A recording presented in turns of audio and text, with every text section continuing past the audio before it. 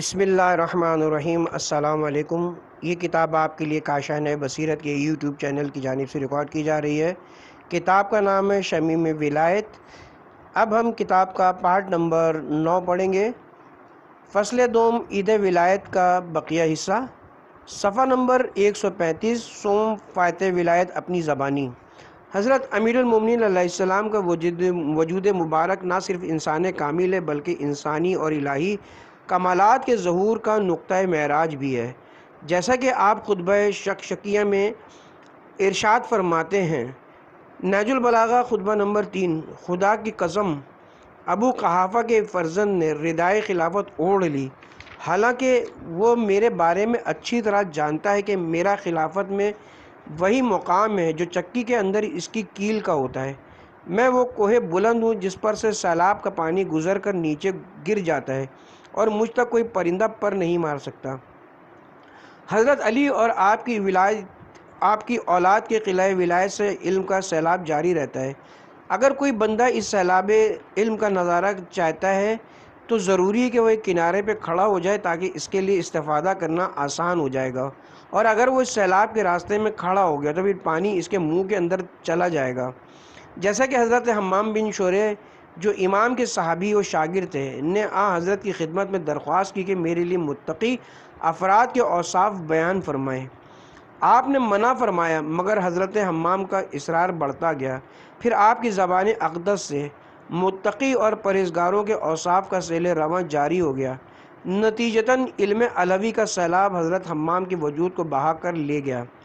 حضرت حمام پر غشی طاری ہو گئی اور اسی عالم میں ان کی روح پرواز کر گئی۔ جو شخص بھی امیر المومنین کے علم کے سیلاب کے آگے کھڑا ہو گیا وہ غرق ہو گیا، جیسا کہ آپ کا ارشاد ہے، میں آنے والے حالات سے ڈر رہا ہوں۔ پھر فرمایا، بلیغ و وسیع موضع ان افراد تک جو اہل موضع ہیں، جو لوگ مقام امامت سے آگاہ نہیں تھے، انہوں نے آپ کی خدمت میں عرض کیا، یہ موضع آپ کے اندر کوئی اثر کیوں نہیں کرتا؟ آپ نے اس کی ذہنی سطح کے مطابق جواب ارشاد فرمایا، اس کا حقیقی جواب یہ ہے کہ ہر کوئی اس سیلاب کو تحمل کرنے کی سکت نہیں رکھتا۔ ہاں، البتہ وہ پہاڑ جو اپنے دامن میں سیلاب کو پروان چڑھانے کی استعداد رکھتا ہے، اسے بھی تحمل کرنے کی طاقت رکھتا ہے۔ ہر فرد اپنے اندر ولایت علی کو برداشت و تحمل کرنے کی طاقت اور جگہ نہیں رکھتا۔ اگر کوئی مہر علی کا مدعی ہے، ضروری ہے کہ وہ اس راہ میں اپنا سر نثار کرے۔ جب صفین سے واپس آ کر سہل بن حنیف انصاری نے کوفہ پہنچ کر رحلت فرمائی۔ ان کے انتقال کی خبر آپ تک پہنچی تو اللہ تعالیٰ نے جو قرآن مجید کے بارے میں ارشاد فرمایا ہے، اپنے بارے میں ارشاد فرمایا ہے۔ خداوند کریم نے قرآن کریم کے متعلق ارشاد فرمایا، سورہ حشر آیہ نمبر 21، اگر ہم اس قرآن کو کسی پہاڑ پر نازل کرتے تو تم دیکھتے کہ پہاڑ خوف سے لرزا اور ٹکڑے ٹکڑے ہوا جا رہا ہے۔ اگر قرآن پہاڑ پر نازل ہوتا تو پہاڑ ریزہ ریزہ ہو جاتے۔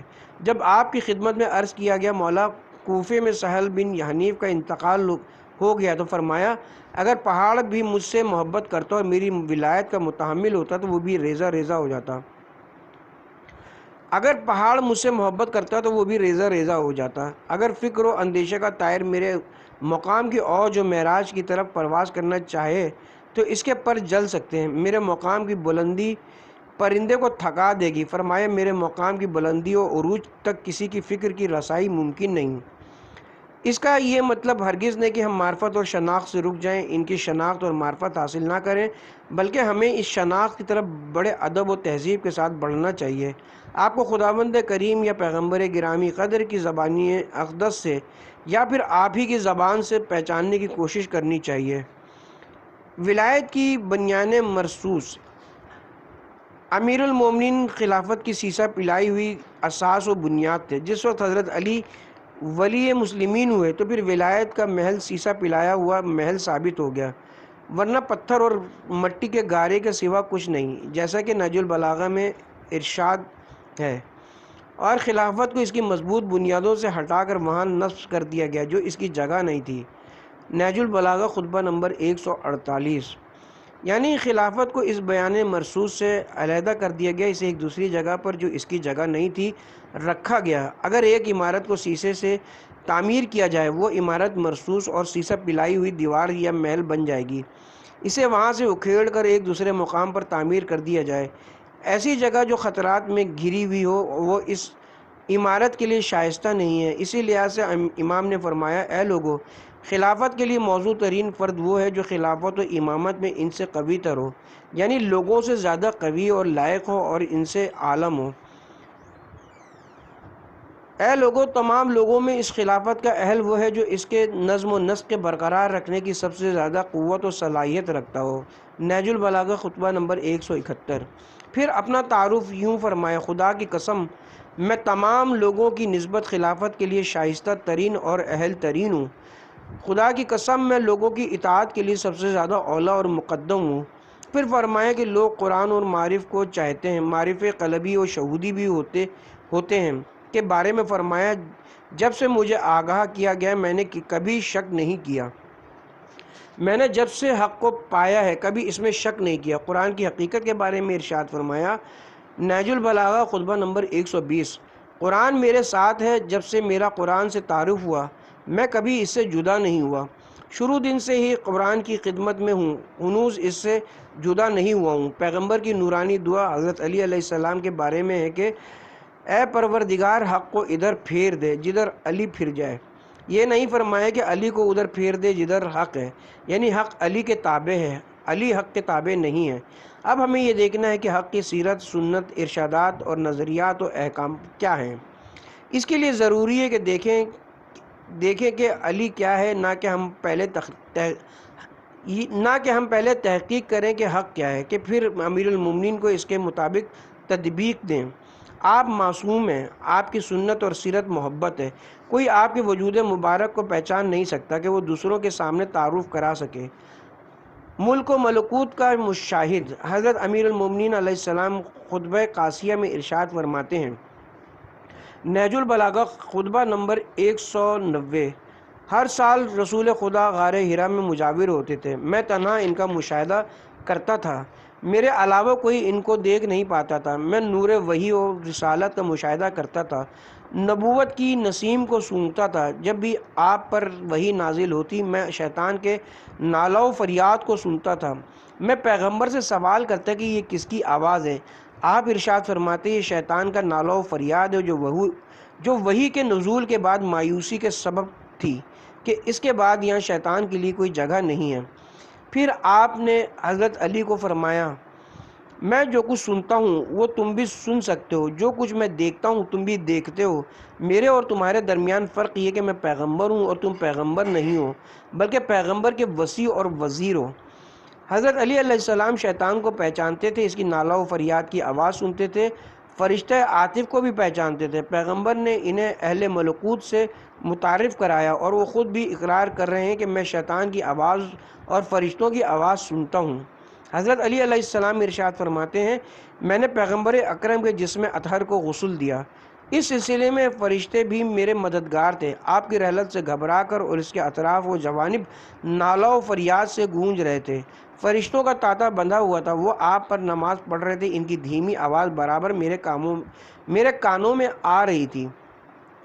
ائمہ اطہار اگرچہ وحی تشریعی میں نبی اکرم کے تابع ہیں، مگر پھر بھی بہت سے حقائق آپ پر بھی وحی ہوئے ہیں، اور وحی شدیدی اور تائیدی کے بہت سے موارد حصہ دار تھے۔ یہ بزرگ ہستیاں قرآن کریم کے ارشادات کے مطابق خداوند کریم کی طرف سے باقاعدہ خبریں لیتے بھی تھے اور خبریں دیتے بھی تھے۔ آیہ مباہلہ میں ارشاد خداوندی ہو رہا ہے، پیغمبر علم آ جانے کے بعد لوگ جو تم سے کٹ حجتی کریں تو ان سے کہہ دیجئے کہ آؤ ہم لوگ اپنے اپنے فرزند، اپنی اپنی عورتیں اور اپنے اپنے نفسوں کو بلائیں اور پھر خدا کی بارگاہ میں دعا کریں اور جھوٹوں پر خدا کی لعنت قرار دیں۔ سورہ آل عمران آیہ نمبر 61۔ ایک دعویٰ تمہارا ہے اور ایک دعویٰ ہمارا ہے، ہم سچے ہیں یا تم سچے ہو، یعنی ہم سچے ہیں اور تم جھوٹے ہو، یا پھر تم سچے ہو اور ہم جھوٹے ہیں۔ صفت صدق و کذب، اس کے لیے جو بات کہنے کا حق رکھتا ہو پھر بات بھی کہے اور آدھا بھی کرے۔ ورنہ ان دو صورتوں کے علاوہ نہ صادق ہے نہ کاذب، صدق و قذب عدم و ملکہ ہیں، نہ کہ نقیتین کے دونوں کا اٹھنا محال ہو جائے۔ تماش بین کے پاس کوئی پیغام نہیں ہوتا، نہ وہ صادق ہے نہ کاذب۔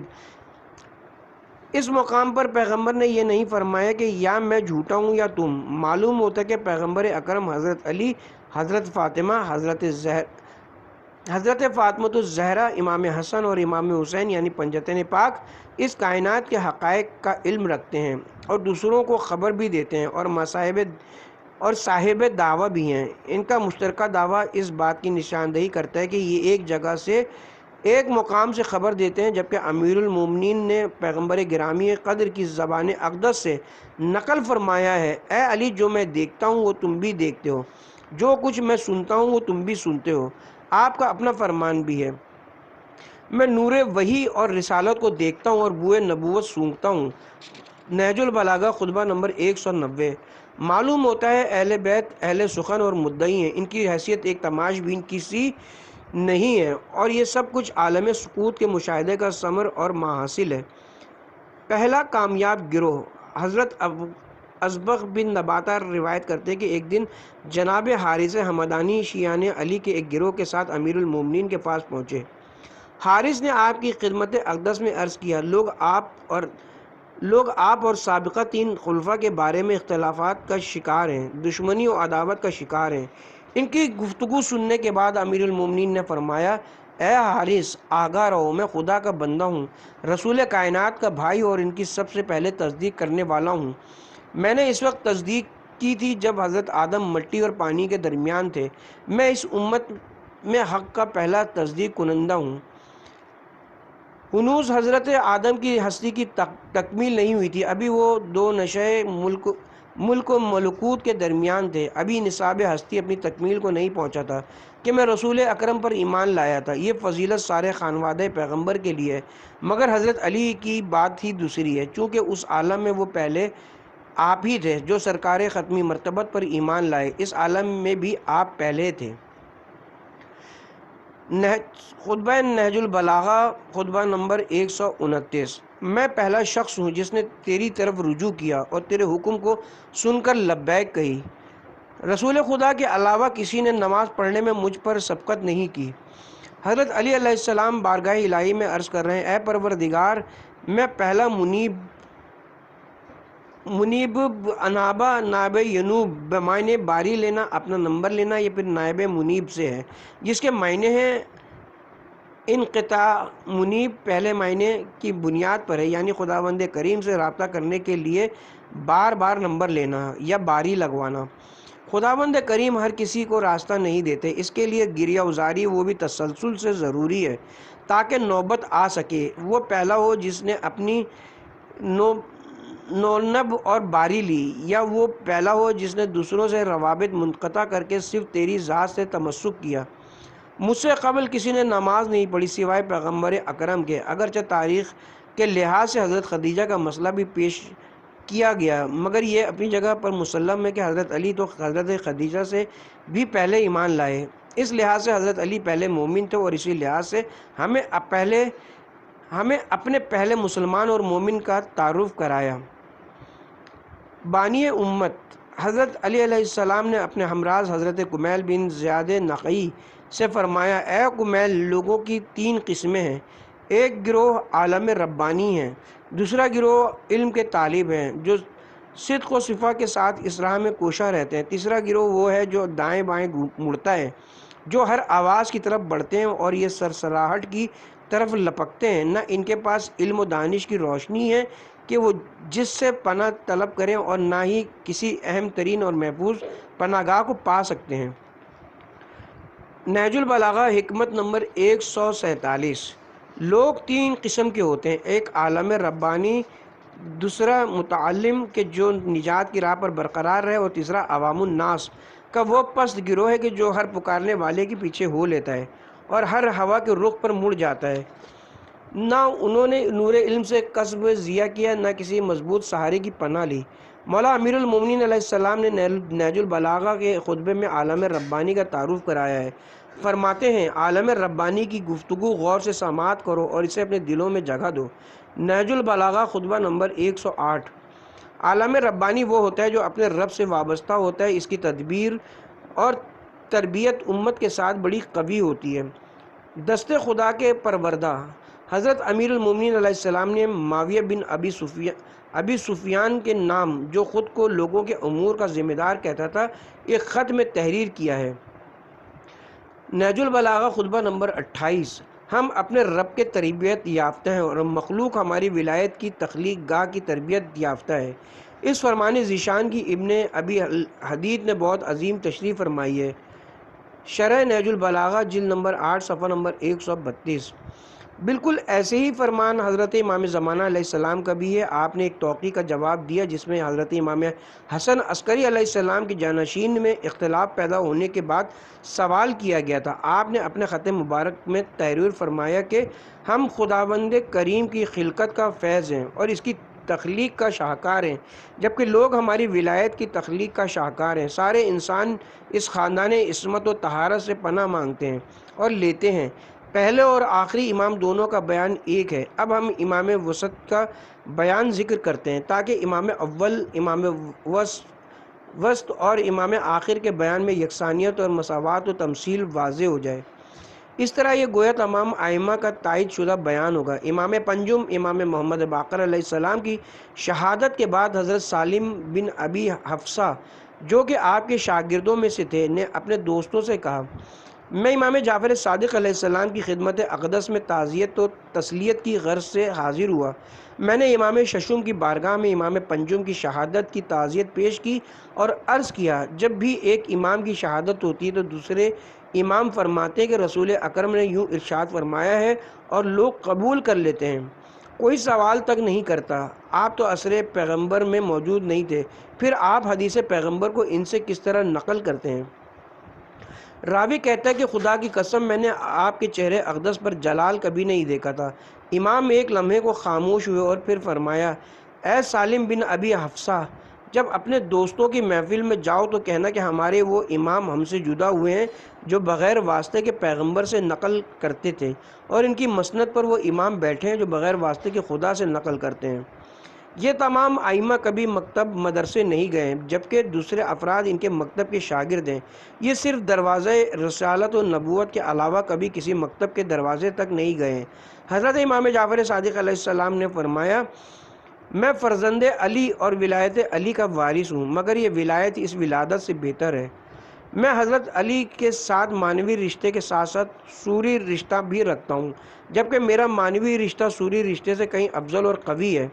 ہم عبادت و شجاعت اور اس قسم کی صفات میں حضرت علی کے بلند مرتبے کی فروعات ہیں۔ آپ اس بلند مقام پر فائز تھے کہ جس کا ادراک بھی ممکن نہیں۔ شہر نبوت کا در حضرت جابر بن عبداللہ انصاری نے حضرت امام محمد باقر علیہ السلام سے روایت نقل کی ہے کہ جب حضرت امیر المومنین علیہ السلام جنگ نہروان سے واپس پلٹے تو آپ نے کوفہ شہر میں خطبہ ارشاد فرمایا۔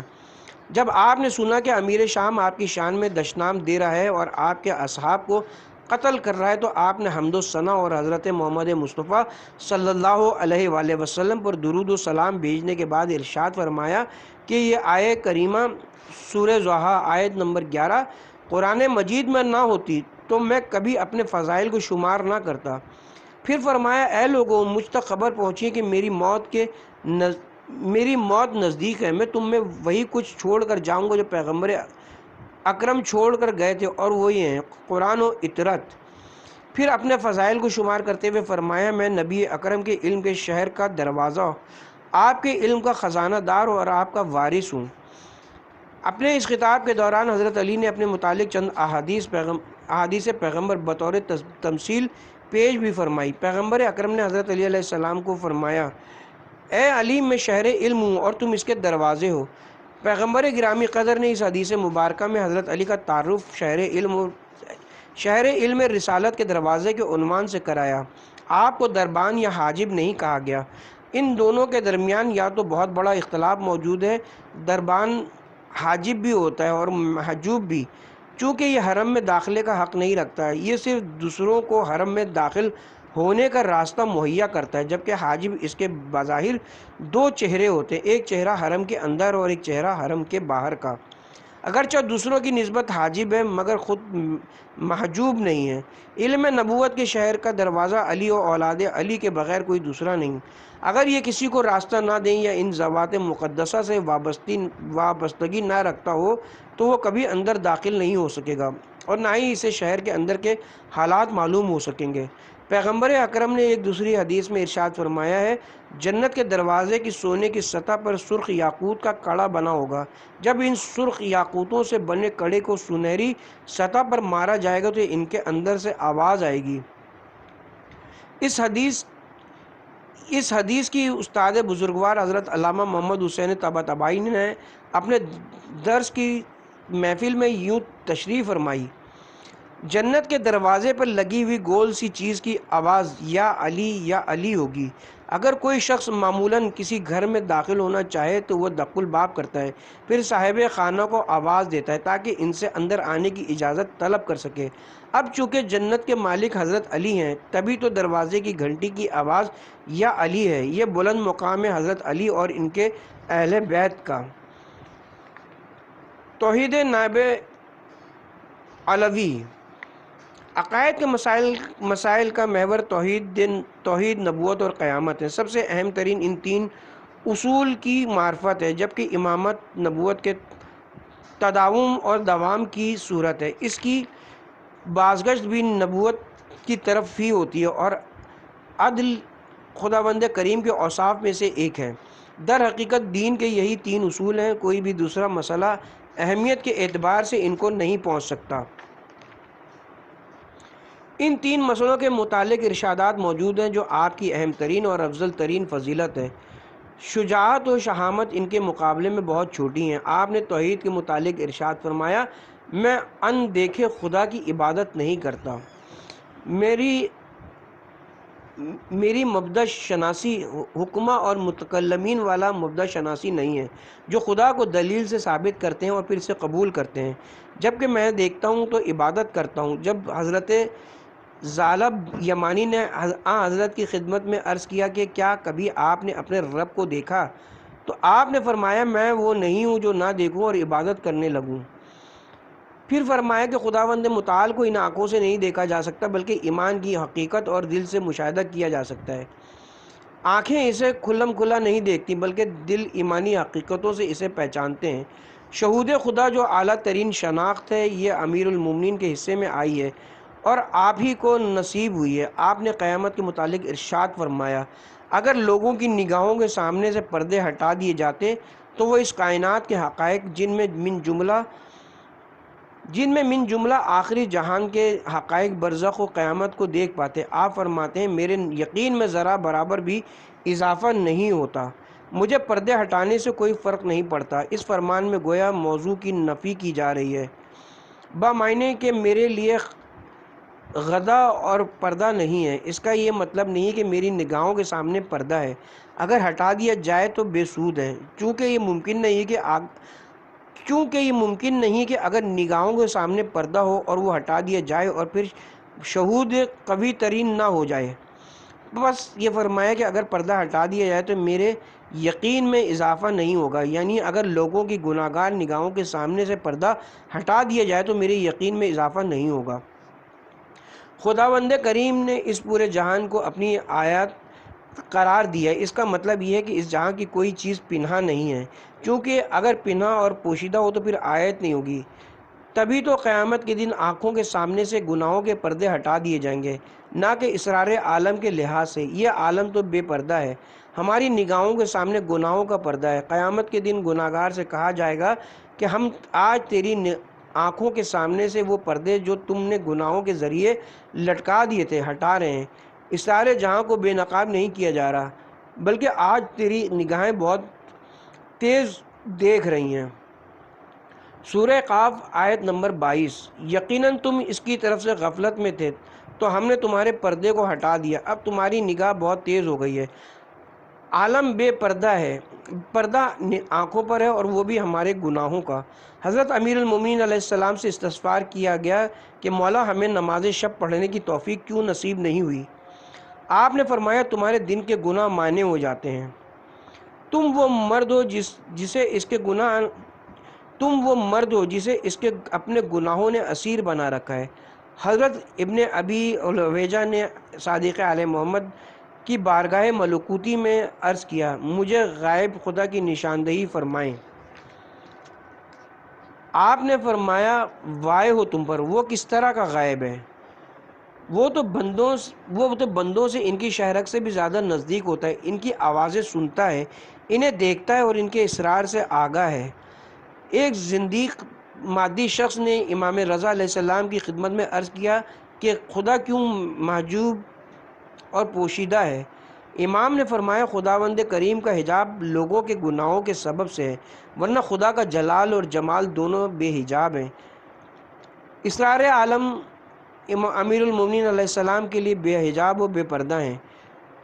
دوسروں کی تو نگاہوں پر پردے پڑے ہوئے ہیں، جب ان کی نگاہوں سے پردہ ہٹا دیا جائے گا، حضرت علی علیہ السلام تو بغیر پردے کے دیکھتے ہیں، پھر ان کے اور ان کے دیکھنے میں فرق نہیں رہے گا۔ وہ اس عالم کی ابتدا و انجام کو یعنی توحید اور معاد کو نہ صرف سمجھنا شروع کر دیں گے بلکہ انہیں علم کے ذریعے ادراک حاصل ہونا شروع ہو جائے گا، بلکہ وہ شاید دیکھنا بھی شروع کر دیں۔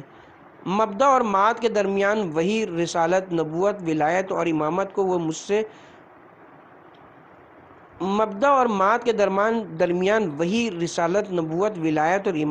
سمجھ سے بالاتر اور ماورائے ادراک سمجھتے ہیں، جیسا کہ ارشاد ہو رہا ہے، میں نے نور وحی اور رسالت کو دیکھا اور خوشبو نبوت سونگھی۔